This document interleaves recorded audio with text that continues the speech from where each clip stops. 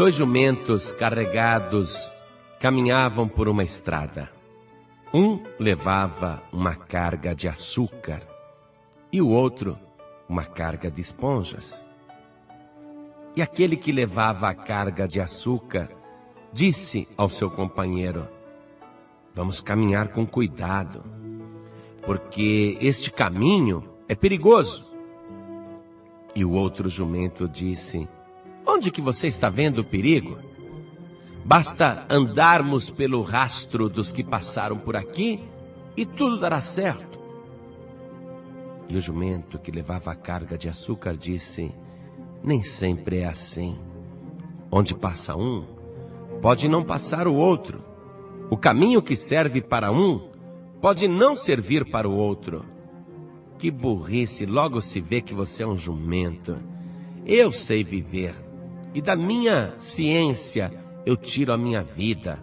Olha aqui, é só imitar o que os outros fazem e tudo vai dar certo. E os dois jumentos continuaram naquele caminho perigoso, quando encontraram pela frente um rio com uma correnteza muito forte. E o burro, com a carga de açúcar, temeroso e precavido que era, não quis se arriscar. E ele disse: e se o rio nos puxar, que faremos? E o outro jumento, rindo: peraí, meu amigo, que bobagem. Quantos já passaram neste caminho antes de nós? Este caminho só pode ser bom. Se eles conseguiram chegar do outro lado, nós também chegaremos, é lógico que sim. Vai em frente, não tenha medo não. Vai você primeiro. E o que tinha a carga de açúcar entrou cuidadosamente no rio. Mas assim que a sua carga entrou em contato com a água, a sua carga se dissolveu e o jumento, ficando mais leve, conseguiu nadar até o outro lado. E aquele outro jumento, que carregava uma carga de esponja, quando viu que o outro tinha conseguido atravessar, ele pensou: se serviu para ele, servirá para mim também. Vou entrar nas águas. Então logo aquele jumento entrou em contato com a água. As esponjas absorveram uma grande quantidade de água e se tornaram pesadas. Aquela carga que era tão leve, agora pesava de uma tal maneira que foi afundando o jumento e ele morreu afogado e arrastado pela correnteza. E o outro jumento, que havia atravessado primeiro, viu o seu companheiro perecer e pensou: realmente, o caminho que serve para um nem sempre é bom para os outros. Você sabe, tinha um ditado antigamente que se falava muito no Brasil e que até hoje se fala. Diziam: o que é bom para os Estados Unidos é bom para o Brasil. Ou, aquilo que não é bom para a América serve para o Brasil. E durante muito tempo a gente conviveu com isto. E agora, as nações compreenderam que aquilo que serve para uma nação não serve para outro país. A política ou o sistema político de um país nem sempre também é bom para a outra nação. E assim também é na vida das pessoas. O que é bom para você nem sempre será bom para mim. E o que é bom para mim nem sempre será bom para você. E quando nós falamos então de religião, é aí que a coisa pega. Porque cada um está levando uma carga. E a palavra de Deus diz: há caminhos que ao homem parecem direito, mas o fim deles são os caminhos da morte. A pessoa diz: eu sou de tal religião, o meu avô era daquela religião, o meu pai era daquela religião, se serviu para eles, serve para mim também. Houve um rei em Israel que chamava-se Acás, e ele começou a reinar aos 20 anos de idade. E nos diz a palavra de Deus que ele não fez o que era reto aos olhos do Senhor, mas andou nos caminhos dos reis de Israel. Quer dizer, ele começou a fazer as coisas que os seus antecessores haviam feito. E ele achou que já que os outros reis de Israel que foram antes de mim fizeram isso, eu também posso fazer. E a leitura nos mostra aqui no segundo livro de Crônicas, capítulo 28, a partir do versículo 2, e até fez imagens de fundição para os Baalins, quer dizer, mini deuses. E também a leitura afirma que ele queimava incenso no vale do filho de Inom, e queimou seus filhos no fogo, conforme as abominações das nações que o Senhor expulsara de diante dos filhos de Israel, e sacrificava e queimava incenso nos altos e nos outeiros, como também debaixo de toda árvore frondosa, pelo que o Senhor, seu Deus, o entregou na mão do rei dos sírios, os quais o derrotaram e tomaram-lhe em cativeiro grande multidão de presos, que levaram para Damasco. Foi também entregue na mão do rei de Israel, o qual lhe infligiu grande derrota. Pois Peca, filho de Remalias, matou em Judá num só dia 120.000, todos os homens valentes, porquanto haviam abandonado o Senhor, Deus de Israel. Então preste atenção.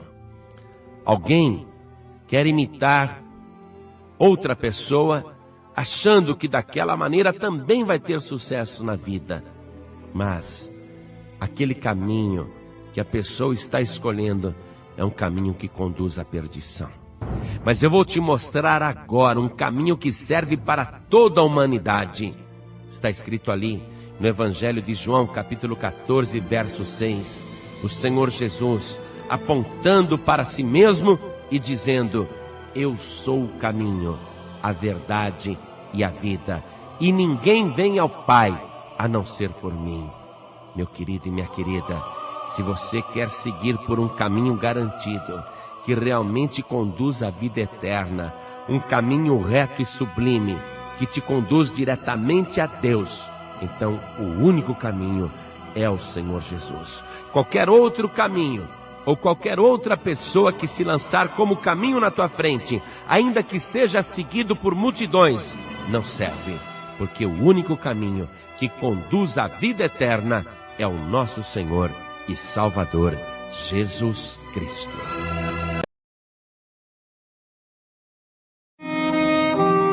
O franguinho cresceu e se tornou um galo. E quando o galo mais velho viu aquele concorrente aparecendo, disse: vou acabar com ele. E se aproximou do jovem galo e disse: esse terreiro aqui é muito pequeno para nós dois. Aqui só tem lugar para um galo e sou eu. E o galo jovem disse: mas eu não quero briga, eu cresci e me tornei um galo, mas foi a minha natureza que proporcionou isso, eu não quero disputar nada com você. Mas o galo mais velho, irado e furioso e confiando na força das suas esporas, ameaçou: saia daqui, porque senão vou acabar com você. Como o jovem galo hesitou um pouquinho diante daquela ameaça, o galo mais velho arrepiou as suas penas, levantou a sua crista, também mostrou as suas esporas, abriu seu bico e, agitando as asas, voou sobre o jovem galo, dizendo: vou acabar com você. E o jovem galo, que não queria briga, disse: eu saio, não precisa fazer tudo isso, não. E ele foi e se escondeu debaixo de um caixote. E o galo mais velho, todo orgulhoso, dizendo: como eu sou poderoso, como eu sou forte, mostrei quem é que manda, agora eu vou dar o meu canto de vitória num lugar bem alto. E o galo velho subiu sobre a cerca, abriu as suas asas, estufou bem o seu peito e cantou. E ficou cantando daquele jeito, todo orgulhoso, dizendo: sou eu que mando aqui. E cantava cada vez mais. Porém, lá do alto, um gavião, escutando aquele canto, olhou para baixo e viu a presa sobre a cerca. E num voo rasante, a centenas de quilômetros por hora, como se fosse um raio, veio e tomou nas suas garras aquele galo presunçoso e o levou até o alto da montanha, e ali bicou o seu pescoço e o estrangulou e o lançou como alimento para os seus filhotes que estavam no ninho. E este foi o fim do galo velho e orgulhoso. Veja se você compreende essa ilustração, meu amigo e minha amiga.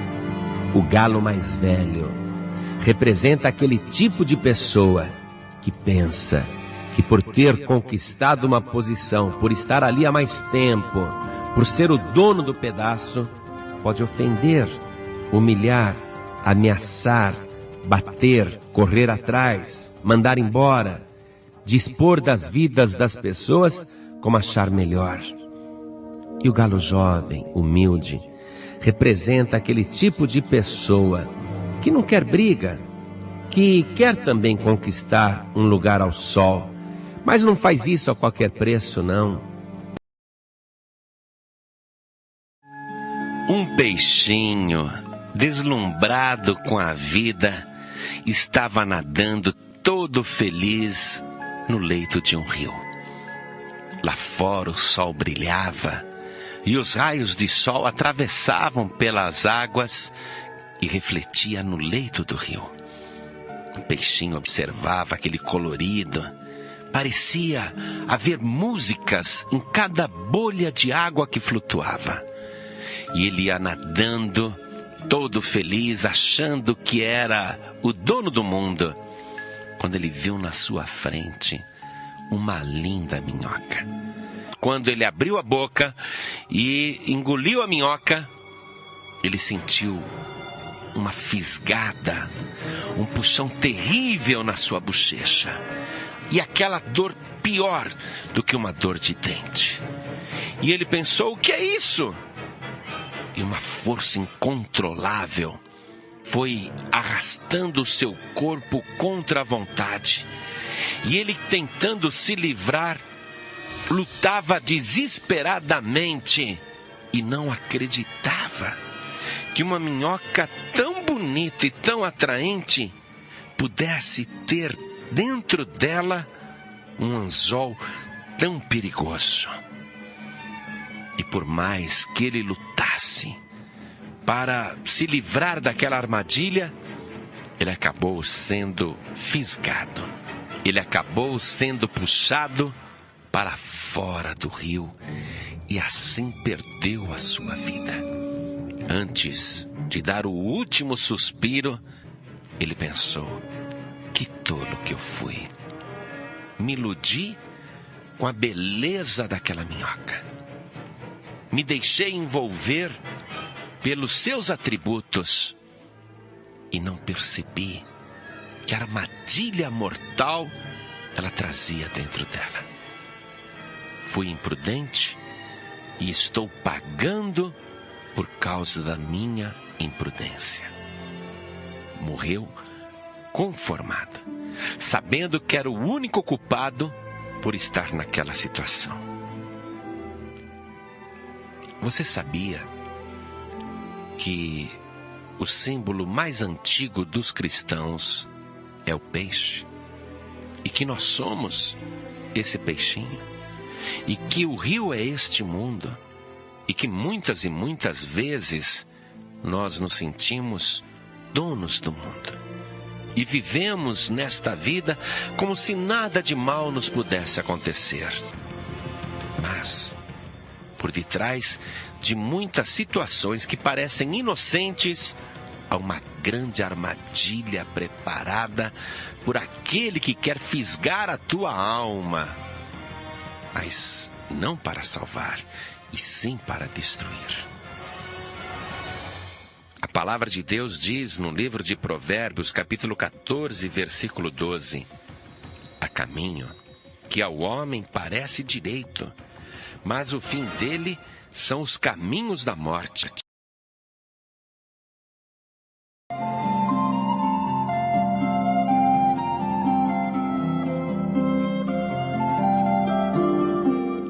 uma gralha e um canário estavam no galho de uma árvore, olhando para dentro de uma casa, onde uma mulher, sentada à mesa, comia o seu pão. Tanto a gralha como o canário estavam com fome. E a gralha disse ao canário: fique olhando, canarinho. Eu vou até a janela daquela casa e quando a mulher me ver, me lançará migalhas de pão. Observe. A gralha voou e ficou na janela. Mas a mulher estava tão distraída comendo o pão que nem notou a gralha. Então, para que a sua presença fosse percebida, a gralha começou a grasnar, e estridentemente para chamar a atenção da mulher. Quando a mulher viu aquela gralha grasnando, pegou um dos seus chinelos e atirou, e a gralha saiu voando rápido, voltou para o galho, e o canário morria de dar risada. Comeu muito, dona Gralha. Qual o sabor do chinelo? Aí a gralha falou: vai você, espertinho. Vai você lá, quero ver se você consegue alguma coisa. Aí o canário voou até a mesma janela e a mulher estava comendo ainda o seu pão. E o canário começou a cantar uma linda canção, tão bonita, tão melodiosa. Quando a mulher olhou e viu aquele canário cantando tão bonito, ela com ternura disse: que belezinha, deve estar com fome. E o canário, ouvindo isso, continuou a cantar mais bonito ainda. A mulher pegou do miolo do pão, aliás, vários pedaços, colocou na sua mão e vagarosamente, com muita ternura, se aproximou do parapeito da janela e colocou ali. E o canário parou de cantar e comeu satisfeito, enquanto a mulher olhava para ele com ternura e aprovação. Quando o canário já estava com seu papinho bem cheio, ele cantou mais um pedacinho, como quem diz obrigado para aquela mulher. E a mulher parece que compreendeu e disse: canarinho, pode voltar aqui a hora que você quiser, você alegrou o meu dia e eu sempre te darei meu pão para comer. E o canário voou de volta para a árvore e encontrou a gralha enciumada, furiosa. E a gralha disse: a mulher só te deu o pão porque você é mais bonito do que eu. E o canário disse para a gralha: engano seu, minha amiga. Não por causa da minha aparência, mas pelo som que eu produzi, por aquilo que eu coloquei dentro da mente e do coração daquela mulher. Então ela, em agradecimento, me alimentou. Você, quando foi lá, o que foi que você fez? Só grasnou, grasnou, grasnou. Merecia mesmo uma chinelada. Mas, se você tivesse cantado, você teria ganhado o pão, como eu também ganhei. E a gralha aprendeu aquela lição. Eu quero que você também aprenda. Quando você se aproxima das pessoas para proferir palavras rudes, palavras ríspidas, palavras duras, quando você abre a tua boca só para criticar, falar mal, murmurar, você está produzindo um som horrível. Jesus disse que os homens darão conta no dia do juízo de toda a palavra vã que sair da sua boca. Então, vigia bem o que você fala.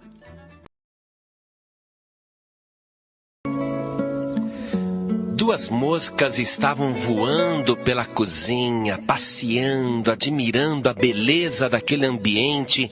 Tanta comida colocada sobre a mesa e aquela fruteira cheia de frutas, e elas iam voando, parecia até que estavam no paraíso.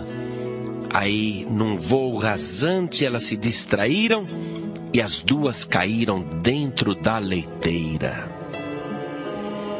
E tinha uma nata tão grossa que grudou as patas das moscas e elas ficaram presas na nata. Imediatamente começaram a bater as asas para levantar voo outra vez. Mas aquela nata parecia uma super cola. E as duas moscas não conseguiam se livrar daquela prisão. Então uma disse para a outra: vai, minha amiga, não desista. Bata a sua asa mais forte ainda. E ela mesma estava se batendo assim, tentando escapar. E a outra dizia: eu estou cansando, eu não sei se eu vou conseguir. E a outra mosca, batendo muito as suas asas, dizia: vai, não desista não, faça como eu, bata mais as asas. Não, nós estamos perdidas, não vai dar para sair daqui, nós vamos morrer. E a outra dizia: não, se esforce, você vai sair, você vai conseguir, eu também vou conseguir, não desista. E a outra ia se debatendo, mas convencida de que não iria conseguir. E a outra tentava animá-la, mas ela foi desistindo, até que parou de bater as asas e se deixou afundar e morreu afogada. A outra, vendo que a companheira havia morrido, lamentou muito, mas ela não queria desistir. Ela acreditava que ia conseguir e continuou batendo as suas asas e batia muito as asas. E aquela nata foi virando uma manteiga. E quando aquela manteiga endureceu de tanto que ela bateu as asas, aí ela viu que podia caminhar em cima da manteiga e que agora estava solta, estava livre, cansada, mas livre. Respirou um pouco mais fundo e novamente decolou e saiu voando. E pensava consigo mesma: que pena que a minha amiga desistiu.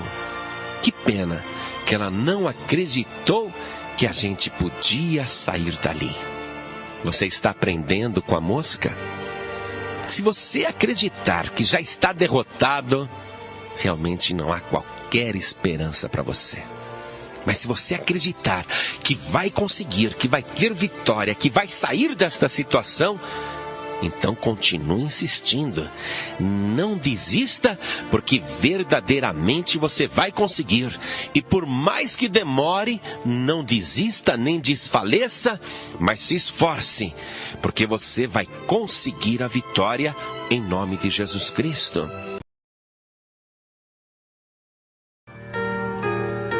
Você sabe como que as mariposas, as borboletas, você sabe como que elas nascem? Você já deve ter visto um casulo. Ele tem a forma de um cilindro, parece assim um zeppelin. Ele fica penduradinho.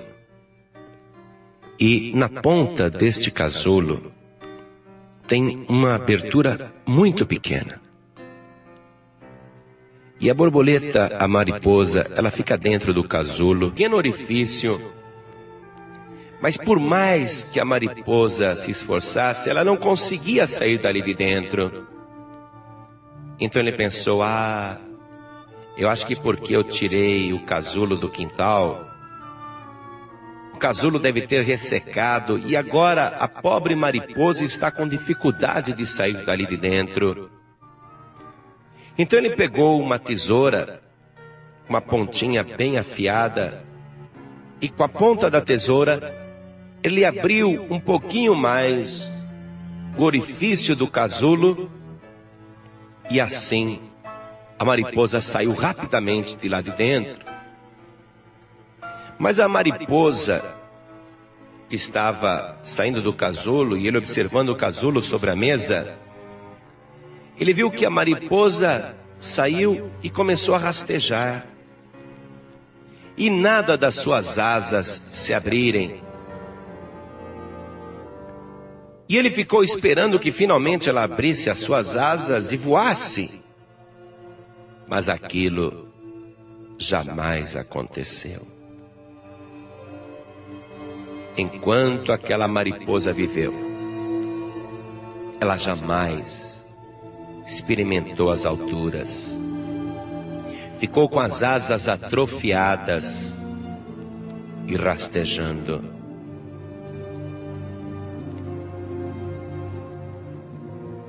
Mais tarde ele descobriu por que o casulo tinha um orifício tão estreito, tão pequeno? Aquele casulo com orifício pequeno, ele tem a função de forçar as asas da mariposa e ativar a circulação dos vasos que estão na asa. Ou seja, a fricção, o esforço que a mariposa faz para sair daquele casulo, de um orifício tão pequeno, é uma massagem nos vasos da asa que ativam uma espécie de circulação e a asa se transforma, se fortalece e assim dá condições para a mariposa voar. Quando a gente vê uma pessoa sofrendo, a gente tem vontade de ir lá e resolver o problema. Deixa comigo, eu te ajudo. Às vezes nós ficamos tão compadecidos que se dependesse somente da gente, não haveria sofrimento sobre a terra. Se dependesse da gente, não haveria ninguém triste, não haveria ninguém desempregado, não haveria ninguém com fome, não haveria ninguém doente, não haveria ninguém infeliz. Porque a gente gostaria de resolver tudo isso. Mas, semelhantemente àquele casulo com orifício apertado, que tem a função de dar asas à mariposa, também o sofrimento e a luta que você está passando nada mais faz do que te fortalecer e te preparar para conquistas maiores e para voos mais altos. Você sabe por que a pipa sobe? Você sabe por que o papagaio voa? Porque o vento é contrário.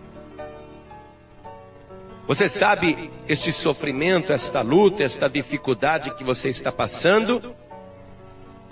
Na verdade, está te fortalecendo, ativando os vasos, enrijecendo os músculos, fortalecendo os ossos, fortalecendo a alma, o espírito. A cada dia que passa, você está mais forte. A nossa vida aqui nesta terra é um casulo com um orifício difícil de completar a passagem. Nós somos como um verme nesta terra, mas nós não vamos rastejar. Nós criaremos asas e voaremos como águias. No Evangelho, na primeira carta de Paulo aos Coríntios, capítulo 15, versículo 42, diz assim: semeia-se o corpo em corrupção, ressuscitará sem corrupção, incorruptível. Semeia-se em ignomínia, se ressuscitará em glória. Semeia-se em fraqueza, ressuscitará em vigor. Eu quero que você saiba disso. Deus não vai preparar uma vida melhor para você só depois da tua morte, mas aqui mesmo nestas lutas, nestes sofrimentos, Deus está valorizando o teu caráter, a tua personalidade, te fortalecendo e fazendo de você um futuro vencedor.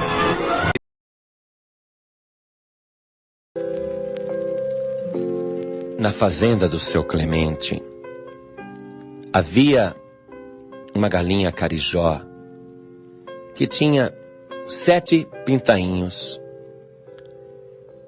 E o seu Clemente cuidava de toda a fazenda com muito amor, com muito carinho. Mas uns inimigos, querendo tomar posse da sua terra, atearam fogo em redor para destruir a fazenda e destruir tudo que o seu Clemente tinha. Esta galinha carijó, ela ficou apavorada quando ela viu o fogo se aproximando dos seus pintainhos. Ela via também o trabalho do seu Clemente, que jogava água em volta, tentando apagar as chamas. Esta galinha, então, começa a chamar os seus pintainhos, porém, um deles resolve se virar sozinho. E ela fica aflita por causa daquele pintinho que não ouve o seu chamado, mas aqueles que ouviram o seu chamado. Ela então abriu as suas asas e protegeu todos os pintainhos, bem junto de si, protegeu com as asas. Porém, aquele pintainho que foi desobediente acabou sendo consumido pelo fogo. A galinha carijó continuou protegendo os seus pintainhos, mas o calor era tão forte, tão insuportável, que só o calor incendiou as suas penas. E as suas penas se queimaram e ela morreu. Passado o incêndio, todos os pintinhos saíram debaixo das suas asas e estavam sãos e salvos. A fazenda é o mundo, o dono da fazenda é Deus, que cuida sempre da sua criação. O inimigo é Satanás, que quer destruir a obra de Deus para tomar posse daquilo que pertence a Deus, porque ele é ladrão, ele é malfeitor, ele veio para matar, roubar e destruir. A galinha é o nosso Senhor e Salvador Jesus Cristo, que morreu pelos nossos pecados para nos proteger. E o pintinho que morreu no incêndio é o cristão rebelde, ou é o ser humano rebelde, que não ouve a voz do Senhor e não vem debaixo das suas asas. Em São Mateus capítulo 23, verso 37, o Senhor Jesus diz o seguinte: quantas vezes quis eu ajuntar os teus filhos, como a galinha junta os pintinhos debaixo das suas asas, e tu não quisestes. Mas a todos quantos receberam o Senhor Jesus, o Pai lhes deu o poder de serem feitos filhos de Deus.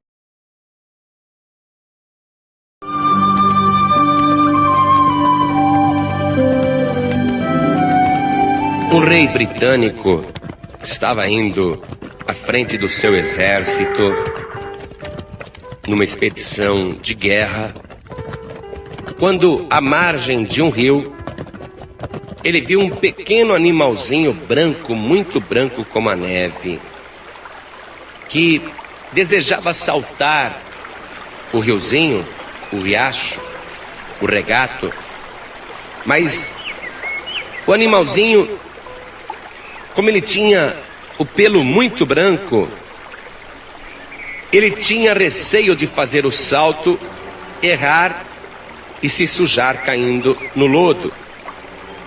E ele ficava para lá e para cá, desatinado de um lado para o outro, e não dava o salto. E o rei inclusive comentou com o seu general: veja que interessante este arminho. O nome do animal é arminho. Um animal tão branquinho, tão puro, e ele deseja passar para o outro lado do regato, mas ele tem medo de dar o salto e se sujar na lama, errando o salto. Pobre animal. E o rei ficou ali parado observando o arminho, um animal pequenininho, muito branquinho, mas muito alvo, muito branco mesmo. Até que o rei resolveu descer do seu cavalo e foi se aproximando do arminho com a intenção de pegá-lo em suas mãos e atravessá-lo para outra margem. E o arminho viu quando aquela figura enorme se aproximava dele. Mas o arminho não sabia que o rei queria ajudá-lo, pensava que era um inimigo. O arminho ficou mais nervoso ainda vendo o rei se aproximar. E ele sabia que ele tinha que saltar para o outro lado, sair da margem, pular o regato, para poder escapar inclusive daquele ser monstruoso que se aproximava dele. E o arminho, desesperado, olha para a outra margem, calcula o salto e sente que não vai conseguir saltar sem cair no lodo. Quando o arminho, aquele pequeno animalzinho branco, de pelos muito alvos, quando ele chega à conclusão que se ele saltar ele vai cair na lama, ele então resolve se deitar no chão e ficar imóvel, ali no chão seco e limpo, imóvel, esperando que o rei o pegue na sua mão. Mas na cabeça do arminho, o rei queria aprisioná-lo. E o arminho ficou docilmente esperando que fosse apanhado. Ele preferiu ser apanhado por aquele ser grande, enorme, que se dirigia para ele, do que arriscar um salto e cair na lama. Este arminho impressionou de tal maneira o rei que o pegou nas suas mãos e o colocou seguro na outra margem, seca e limpa.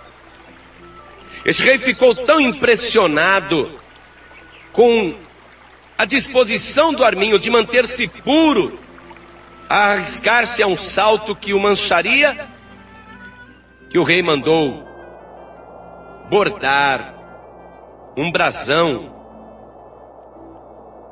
mandou colocar em todas as bandeiras do seu reinado e usou como símbolo do seu reinado a figura daquele arminho.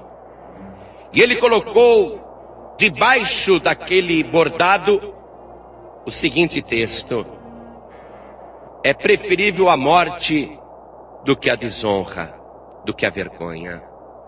Mas eu estou te contando esta história porque este arminho, este pequeno animalzinho branquinho, tão branco como a neve, também é um exemplo para você e para mim. Porque para mim e para você, ele representa o cristão verdadeiro, que sabe que este mundo está cheio de ciladas, armadilhas e obstáculos, mas não nos atrevemos a arriscar a nossa salvação num salto no escuro, porque as nossas vestes foram branqueadas pelo sangue do Senhor Jesus.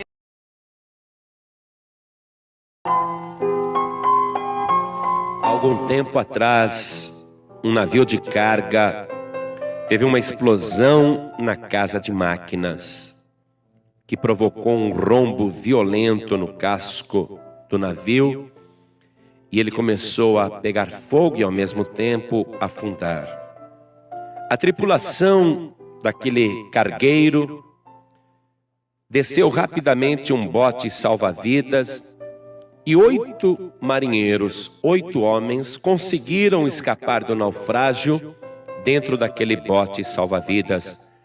Mas eles haviam apenas retardado a morte, porque na verdade estavam perdidos em alto mar, num denso nevoeiro, e eles sabiam que jamais alcançariam a terra firme.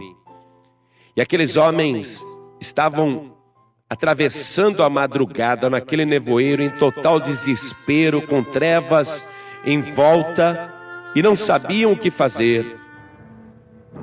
Quando de repente começaram a orar, começaram a clamar a Deus: ó Deus, salva-nos nesta escuridão, salva-nos da morte, salva-nos desse triste destino. E de repente apareceu um holofote, uma luz que foi brilhando no nevoeiro e ficando cada vez mais forte. E era um navio que passava por ali. E eles começaram a gritar, e o navio, vendo aqueles marinheiros no bote, aproximou-se.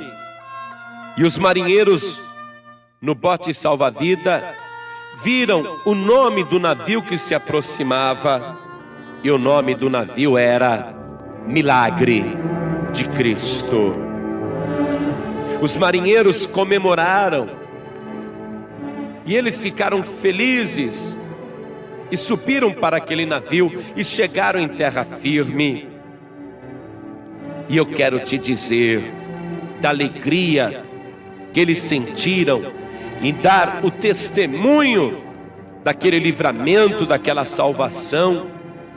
E eles podiam dizer para as pessoas: nós fomos salvos pelo milagre de Cristo.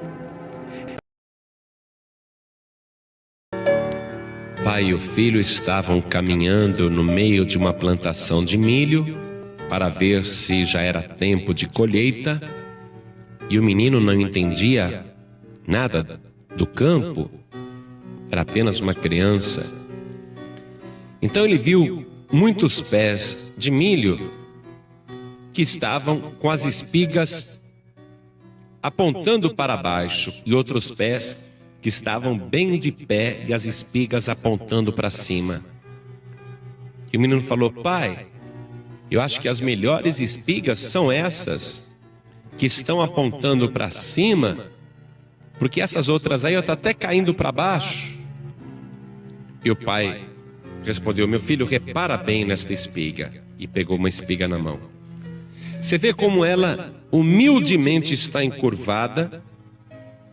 É esta espiga que está encurvada, a que está cheia de grão. Aí, tirando a palha, mostrou para o menino: estava cheia de grão, e por causa do fruto, ela pendia para baixo. E o pai falou: está vendo esta outra espiga que está apontando para cima? Esta não presta.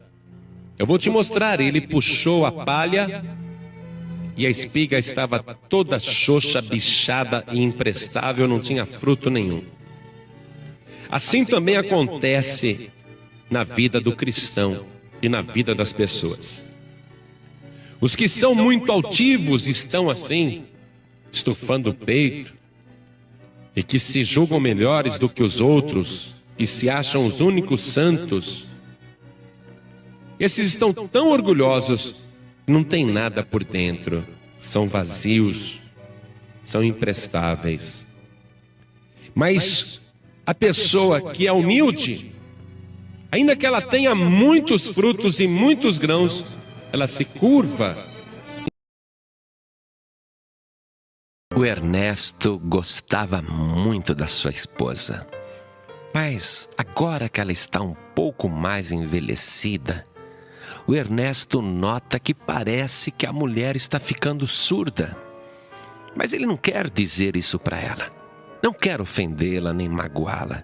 Então ele vai até o médico em secreto e diz para o doutor: doutor, eu acho que a minha mulher está ficando surda. Aí o médico diz: é mesmo, seu Ernesto? Traz ela aqui. Ah, não, doutor, se eu trouxer ela aqui, ela vai ficar triste. Eu queria que o senhor me desse um remédio para eu pingar na água dela, para ela tomar sem saber. Aí o médico disse: bom, mas antes de eu dar o remédio, faça o seguinte, seu Ernesto. Eu preciso saber o grau de surdez que ela tem. Então, o senhor procura ficar a uns 5 metros de distância e fala alguma coisa com ela. Se ela responder, quer dizer que ela ouve bem. Mas se ela não responder, se aproxime mais 1 metro e repita a pergunta. Se ela não responder, avance mais 1 metro e pergunte outra vez. E faça assim, porque desta maneira eu vou saber qual é o grau de surdez que ela tem. Ah, doutor, tá bom, obrigado. Aí ele volta para casa, tá lá a esposa dele fazendo a janta. Aí ele se coloca aproximadamente a 5 metros da mulher e diz: querida, o que nós temos para jantar? Como ele não ouve a resposta, ele se aproxima mais 1 metro. Aí ele diz: querida, o que é que nós temos para jantar? E a mulher de costas para ele continua lá, mexendo na panela. Aí ele se aproxima mais 1 metro. Querida, o que é que nós temos para jantar? E a mulher continua de costas, no fogão, mexendo ali na frigideira.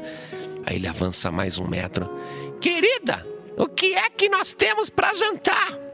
Aí a mulher vira para ele e responde: pela 4ª vez, Ernesto, hoje nós temos bife com cebolas.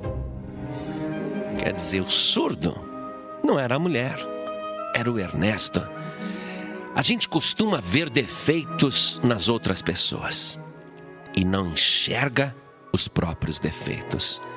O Senhor Jesus, conhecendo como ninguém a natureza humana, disse o seguinte: preste atenção. Não julgueis, para que não sejais julgados. Porque com o juízo com que julgardes, sereis julgados. E com a medida com que tiverdes medido, vos hão de medir a vós.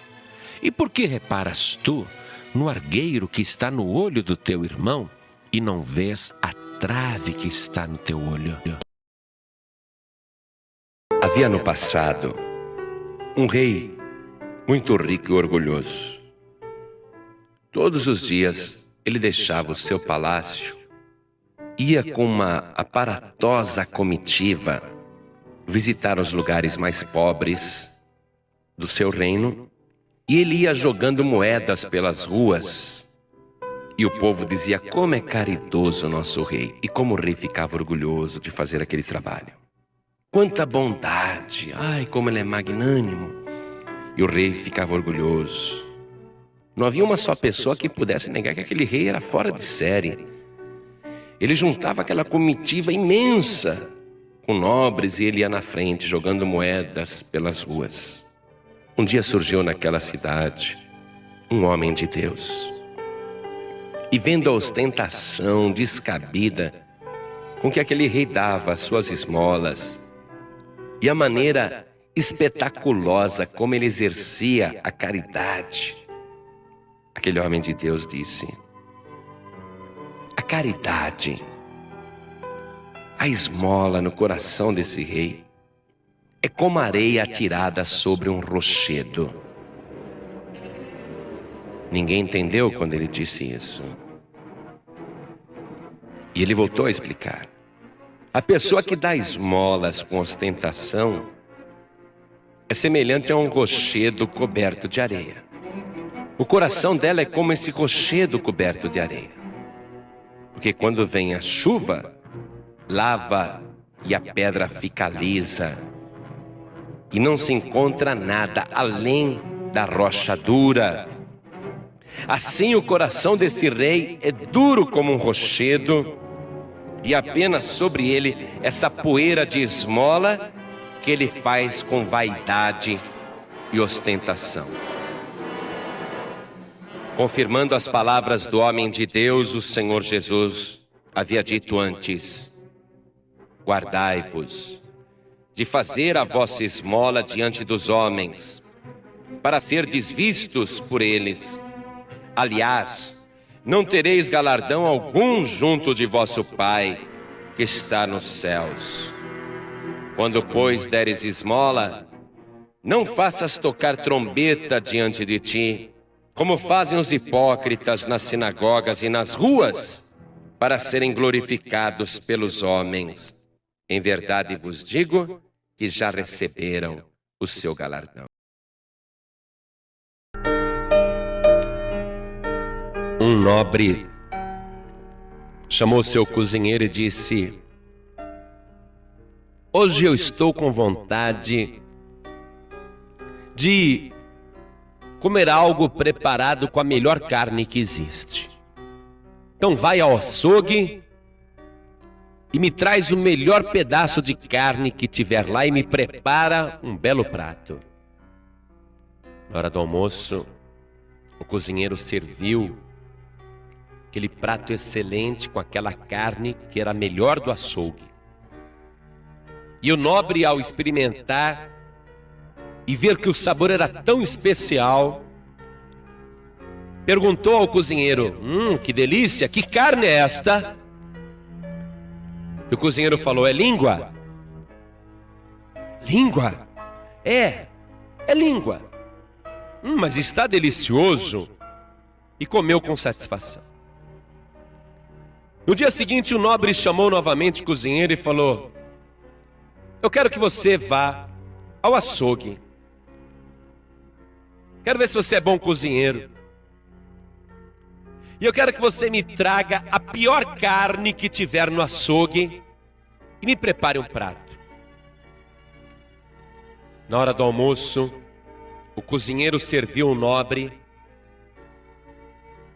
E o nobre começou a comer e apreciou aquele sabor, aquela delícia. E disse: que maravilha! Eu te pedi que me trouxesse a pior carne que tinha no açougue. Que carne é esta?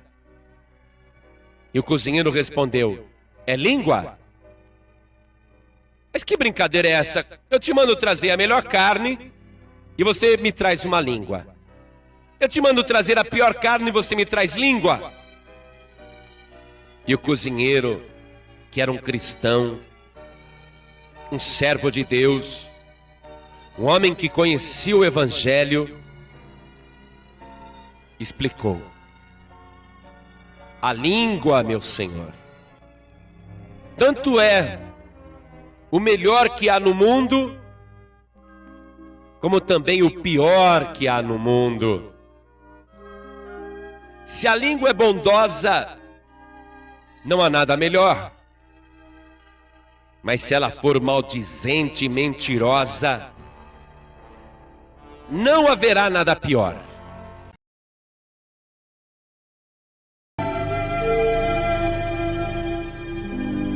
Um homem chegou para o outro e disse: não posso mais ser seu amigo. Por quê? Porque hoje vieram até mim e falaram muito mal de você. Falaram muito mal de você. Então o amigo olhou para ele e disse: você já me viu ou já me ouviu falando mal de alguém? Não, você nunca falou mal de ninguém. Pois é. Sendo assim, evita a companhia dos caluniadores, daqueles que falam mal dos outros e que te falaram mal de mim, porque eu nunca falei mal de ninguém. Porque amanhã também eles estarão assacando calúnias e torpezas mais terríveis contra você. Uma vez os animais na floresta estavam conversando com a serpente. E eles falaram: escuta, serpente, o leão, quando ele ataca uma presa e ele mata uma presa, é para matar a fome. O lobo, quando ataca a ovelha, é para se alimentar. O tigre, quando ataca o carneiro, é para também matar a fome. Agora, serpente, você quando ataca as pessoas, qual é o teu objetivo? Por que você não se alimenta da carne da pessoa e você inocula o teu veneno e a pessoa morre? O que você ganha com isso? E a serpente respondeu: faço isso porque é a minha natureza. Quando eu desfiro os meus golpes venenosos, eu não ganho nada. Mas eu tenho prazer de espalhar o mal, tenho prazer de prejudicar, tenho prazer de semear a dor e a morte. E a serpente então disse: fazendo assim, vocês não podem me condenar, porque os caluniadores também com seu veneno espalham a dor e a destruição. O caluniador não é melhor do que a serpente. Mas o Senhor Jesus, Ele disse o seguinte: eu porém vos digo, amai a vossos inimigos, bendizei os que vos maldizem, fazei bem aos que vos odeiam, e orai pelos que vos maltratam e vos perseguem. Um pastor estava no seu gabinete, trabalhando, e ele tinha a fama de ser um homem ingênuo, que acreditava em tudo. E um certo membro da igreja, querendo zombar da sua ingenuidade, entrou apressadamente na sala do pastor e disse: pastor, vem rápido aqui na janela, olha só. O pastor falou: o que foi? Pastor, vem ver, tem um boi voando. E o pastor se levantou da mesa dele e foi até a janela e ficou olhando para o céu e dizendo: cadê o boi voando? Enquanto isso, o cristão morria de rir, falava: ah, pastor, mas como o senhor é ingênuo, como é que o senhor acredita num negócio desse? O senhor acredita em tudo que houve? Onde é que já se viu um boi voar? Como que o senhor pode ter acreditado nisso?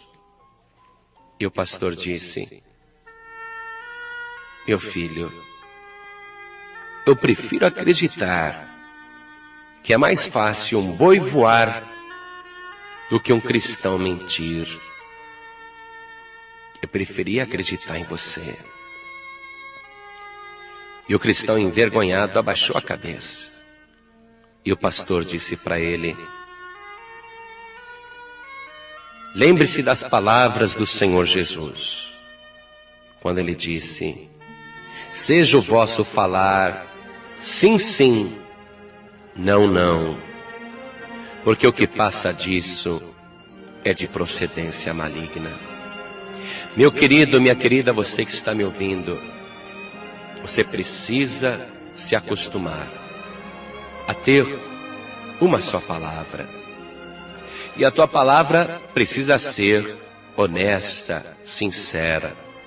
Se for não, é não. Se for sim, é sim. E nem de brincadeira mentir, porque Jesus disse que o diabo é o pai da mentira. O Evangelho declara que os mentirosos não herdarão o reino dos céus. Você sabe por que Deus é Deus? Porque quando Ele fala, Ele cumpre a sua palavra. E está escrito que Deus, mais do que falar e cumprir, Ele ainda vela pela sua palavra para cumprir. Por isso que Ele é Deus. Por isso que quando Ele fala, tudo se cumpre, porque não há mentira nos seus lábios.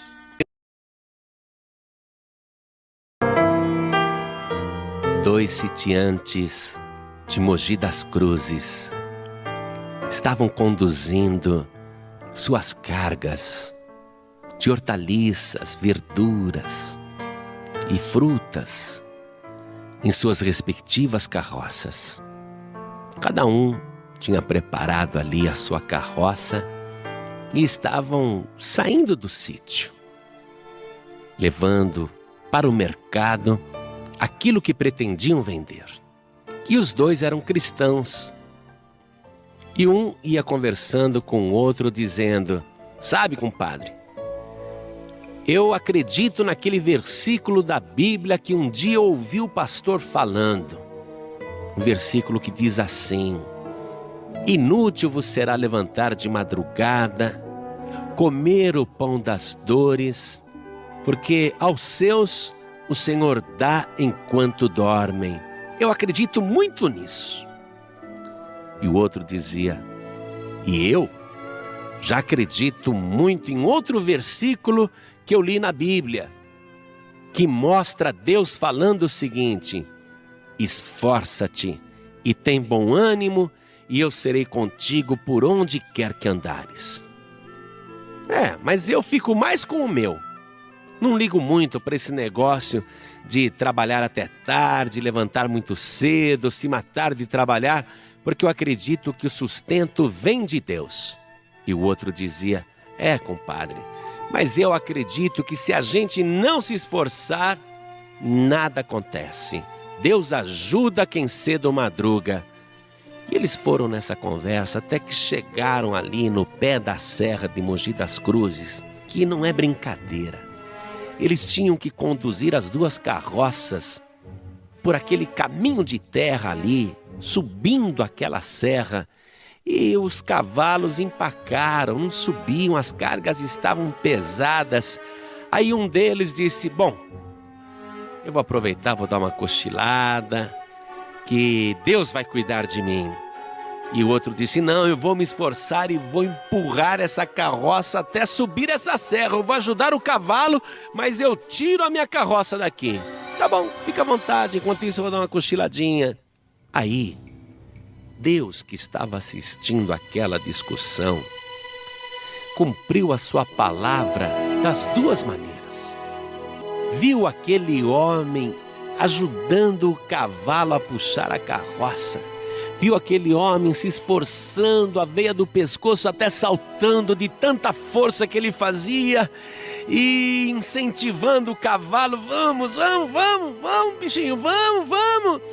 Deus secretamente pegou o seu dedo poderoso e invisível e deu um toquinho na carroça e ajudou aquele lá a subir até o topo do morro.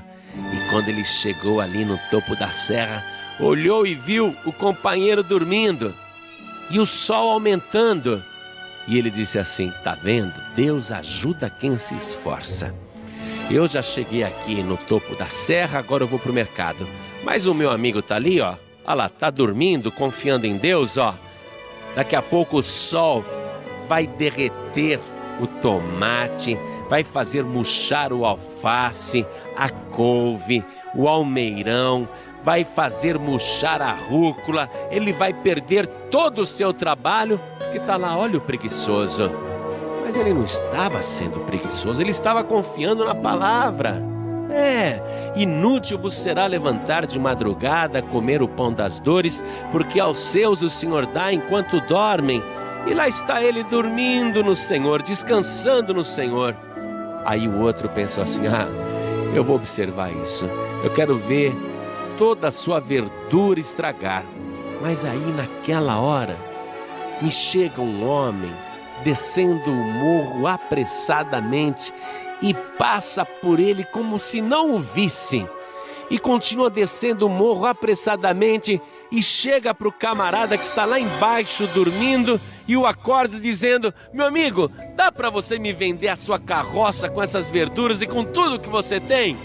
E ele, acordando, disse: claro que eu vendo. E fez um bom preço e vendeu tudo ali no pé da serra. Os dois estavam certos. Os dois confiaram no Senhor dentro da sua promessa e os dois obtiveram o mesmo resultado. Pois é, porque cada um confiou na palavra e a palavra de Deus nunca cai por terra e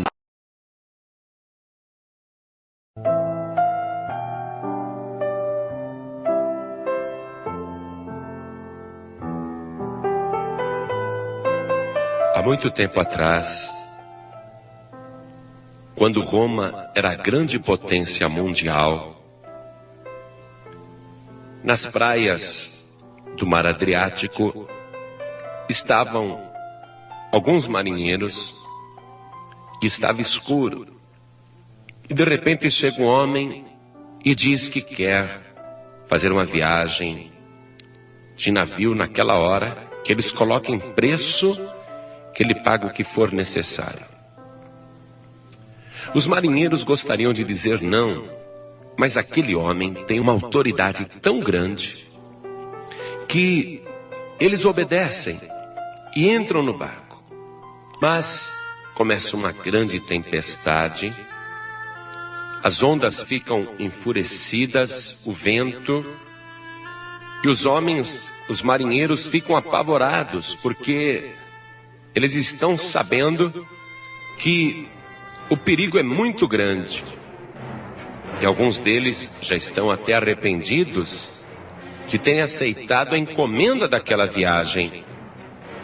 E quem é este homem misterioso que está dentro do barco e que continua ali impassível, como se não tivesse medo de nada?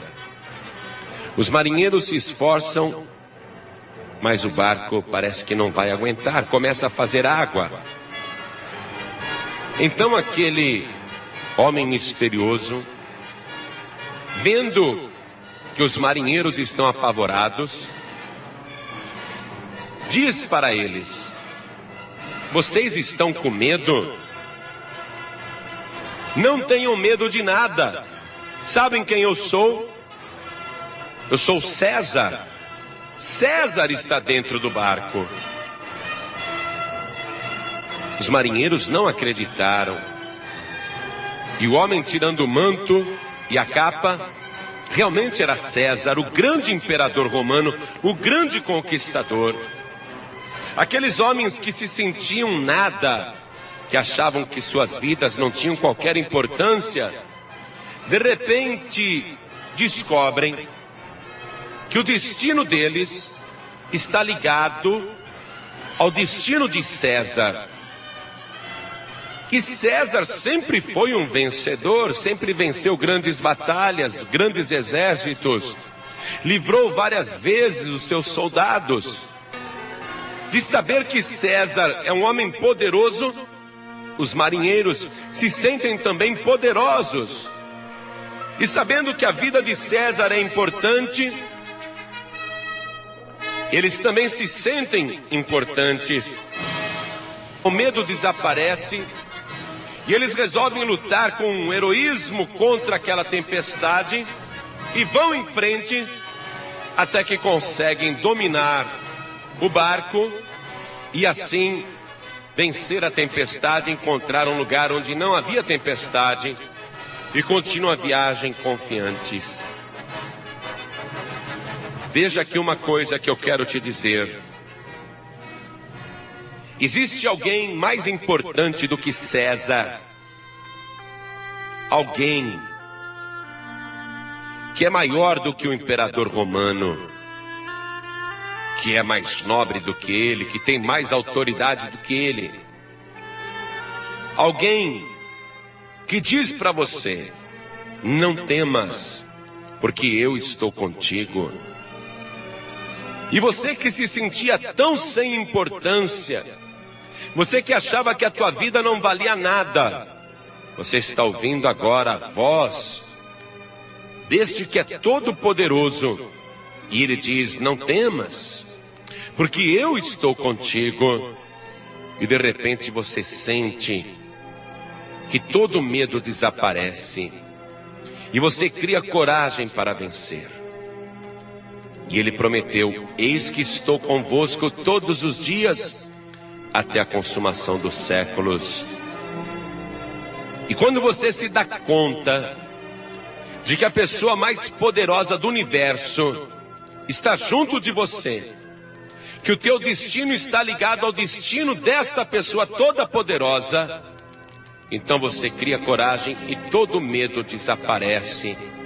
E esta pessoa que eu estou te falando agora não é César, não é o presidente da república, não é o governador, não é uma autoridade, não é um delegado, não é um juiz, não é um homem, não é uma mulher, mas esta pessoa que está contigo e diz: não temas, porque eu estou aí, eu te fortaleço, eu te ajudo.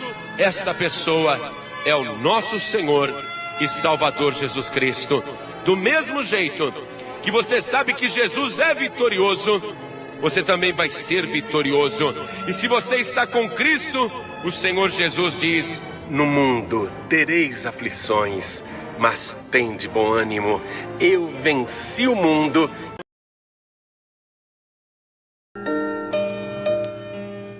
Um homem queria presentear a sua esposa com um porta-joias. E ele entrou numa loja e ele falou que queria o mais bonito porta-joias para presentear a sua mulher. E o comerciante lhe apresentou um porta-joias belíssimo, e disse para ele: o que é mais extraordinário neste porta-joias é que na hora que você apaga a luz, ele fica resplandecendo no escuro. Ah, então é esse mesmo que eu vou dar para minha mulher. Comprou e levou todo satisfeito. E quando ele deu o porta-joias para ela, ele disse: benzinho, você não queira nem saber. Esse porta-joias, quando a gente apaga a luz do quarto na hora de dormir, ele fica resplandecendo à noite. E a mulher ficou entusiasmada, que maravilha. E colocou lá dentro do porta-joia as suas joias. E à noite, quando eles apagaram a luz, ficaram esperando o porta-joia resplandecer, mas ele não brilhou. O homem acendeu a luz e falou: tem alguma coisa errada.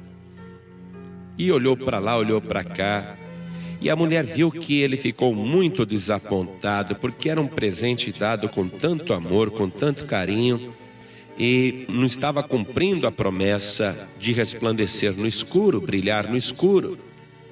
Ele ficou muito triste. A esposa dele disse: não se preocupa com isso, amanhã a gente vê isso daí, vamos dormir. Mas o homem ficou aborrecido. De manhã cedo ele levantou e foi trabalhar, e ela então foi examinar o porta-joias e descobriu o segredo. Quando o marido chegou à tarde, ele falou: me dá o porta-joias que eu vou lá reclamar com o vendedor. E ela falou: não precisa, porque eu já descobri o segredo. Hoje à noite eu te mostro.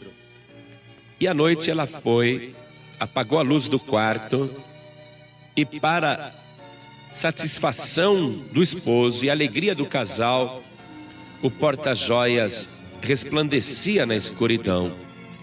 Muito bonito mesmo. Então o marido, encantado com aquela peça, perguntou para a mulher: como que você conseguiu? Por que você colocou o porta-joias, ele resplandeceu no escuro, e eu pus e ele não? E ela respondeu o seguinte: é porque você não leu as instruções. Você tinha que ter deixado o porta-joias durante o dia. Você teria que deixar ele de fora, tomando a luz do sol. E eu não sei que mecanismo é esse que acumula a luz do sol e depois a luz do sol reflete no porta-joias. É por isso você não leu as instruções. E aí ele aprendeu e disse: ah, então é esse o segredo. Então eu vou te explicar esta ilustração, preste atenção. Você é um porta-joias, mas você não tem brilho próprio. Veja bem, você pode conter coisas valiosas, muitas qualidades, muita cultura, muito estudo, muita capacidade. Você pode reunir todas as condições para brilhar, e você não brilha. É porque você precisa de algo. Você precisa da luz verdadeira que ilumina todo homem, toda mulher. Você precisa da luz do mundo, que é Jesus Cristo. E para brilhar no meio das trevas, no meio da escuridão, neste mundo de trevas, você precisa ficar exposto à luz verdadeira, que é Jesus Cristo, porque ele disse: eu sou a luz do mundo. E mais para frente ele declara o seguinte: vós sois a luz do mundo, mas saiba disso, a sua luz somente resplandecerá se você ficar exposto à verdadeira luz, que é o Senhor Jesus. E o próprio Deus já explicava isso ao povo de Israel quando ele disse: a bênção sobre o povo de Israel será assim: o Senhor te abençoe e te guarde, o Senhor faça resplandecer o seu rosto sobre ti e tenha misericórdia de ti, o Senhor sobre ti levante o seu rosto e te dê a paz. Este é o segredo. Você quer resplandecer nas trevas? Você quer fazer a tua luz brilhar na escuridão? Você quer ser luz para este mundo?